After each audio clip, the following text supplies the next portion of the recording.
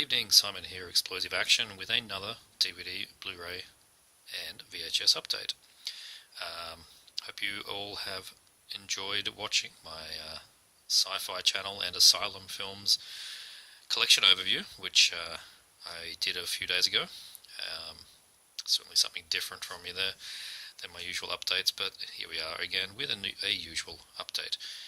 And I'm going to start with the two VHS here, because I don't very often get tapes anymore.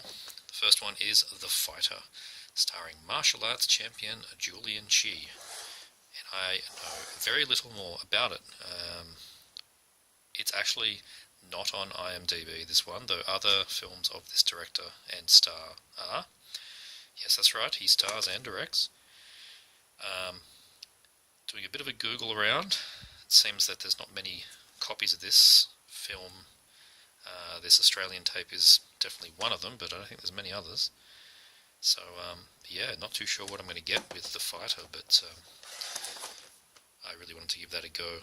So, we'll see. And likewise, I don't know too much about Flight of the Ibis. Some mad eyes going on there. Liberty and Justice come with a price. Well, I'm sure they do. This looks more AIP style action. May even be an AIP film. We will find out.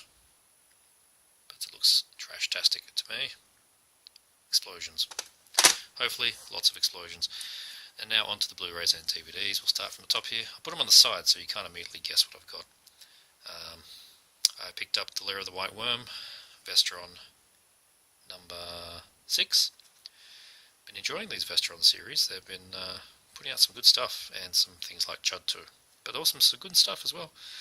So, Lair of the White Worm, nice upgrade from the Region 4 DVD that I had. Very cool. And I had to pair that up, of course, the same day release of Parents. Now, I've never seen Parents.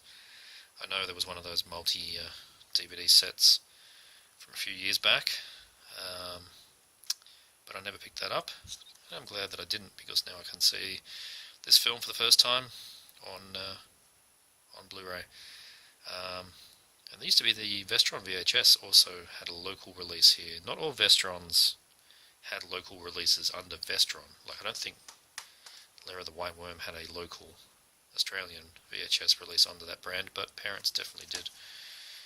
And next up, a Code Red I was not actually planning on getting, because it seemed not quite up my alley, but a bargain price from a local seller convinced me otherwise. The Obsessed One.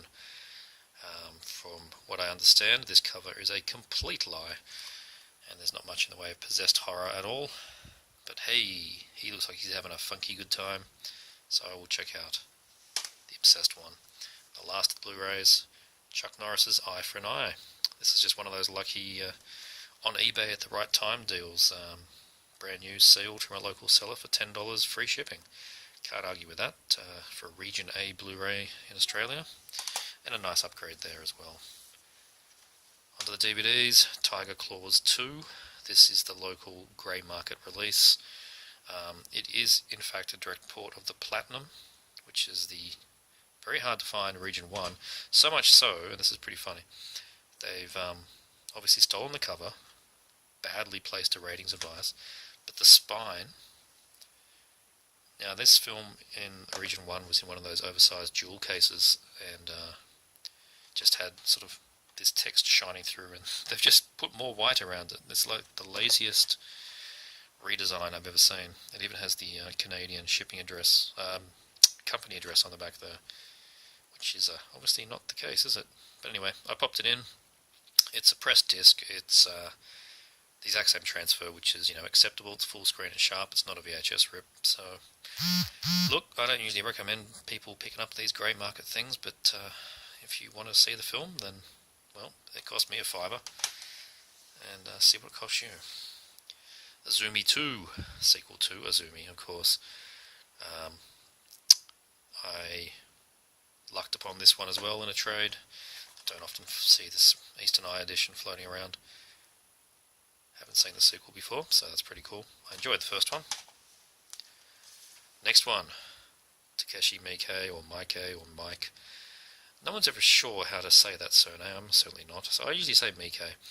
Takeshi Miike is the City of Lost Souls. Now, I've been told this one's going to be quite weird, which is by the par with much of his films, Yatterman being an example. Looks interesting to me, and there's a Siren visual release. It's double-sided. The other side just has the Australian ratings on it. This side does not. So that's nice. Next up, new release, brand new, Region 1, Moontrap Target Earth. Yes, this is a sequel to Moontrap with Walter Cohen and Bruce Campbell. With Sarah Butler, Damon Daydub, and Charles Shaughnessy. Anyway, it's Sheffield from The Nanny. And I wasn't in love with the film. They did something different. I wasn't quite expecting where they went. It's worth a watch. It definitely is worth a watch. And it's more straight science fiction, less. This cover is a lie, of course. It's less giant robot battles or anything like that. It's more a thinking sci-fi, which helps when the budget is so minimal. But yeah, I have to watch it again. I'm still not entirely sure what I thought, but yeah, Moontrap Target Earth. Check it out, see what you think. Local release, Swept Away, Roddy Piper, and Tawny Kitaen, whatever, it's Roddy Piper. I'm here for the Roddy. And yeah, one of the local older, again, grey market, Dixie Belle, haven't done a legit release in their lives. But I'm not sure if there is any other release anyway. Not too sure about that. Yeah, just a middle ground 90s action thriller. Needed some more Roddy in my life, and I got swept away by his antics. Get it? Get it? Anyway. Yeah, decent print too. Quite sharp, not a VHS rip, so happy enough for the $2.50 that I've had.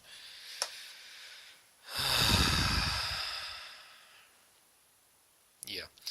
Luke Perry. I bought a Luke Perry film. This is Descent. It actually should have gone in my Sci-Fi Channel overview video from a few days ago, but it was on the add to the shelf pile, so it didn't make it.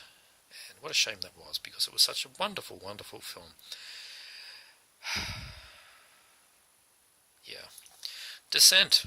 Luke Perry. It rips off the core. That's about all you need to know. Dragon Chronicles, Fire and Ice. This one wasn't too bad.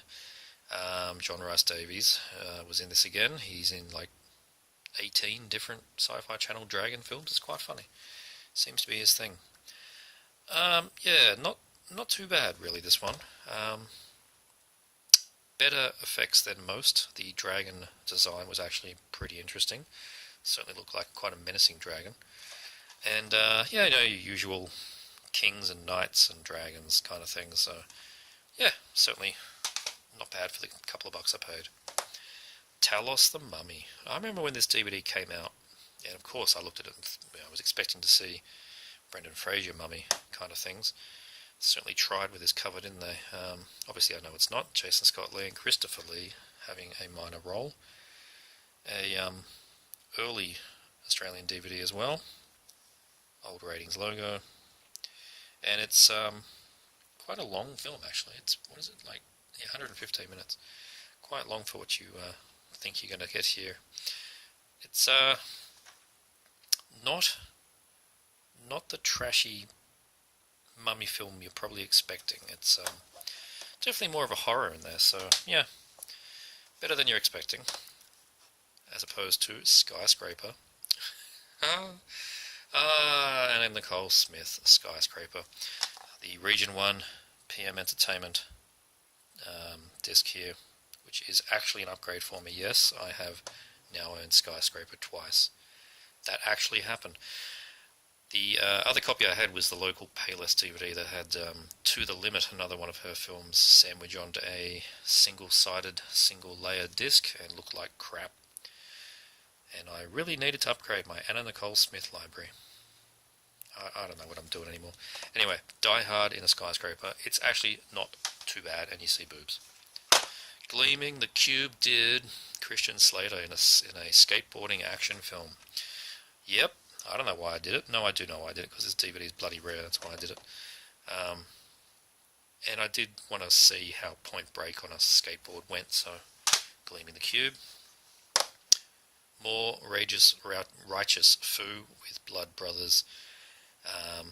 Local Payless release. I quite like getting these Kung Fu Legends discs. Of course, they're the same public domain English dub things that you get everywhere else, but I don't know, they're quite nice little releases, I think, with their dodgy Photoshop floating heads covers and all that kind of thing. But, you know, the spines all line up, so kind of nice. So there's another one, Blood Brothers. There's only about, I don't know, 15 in that series.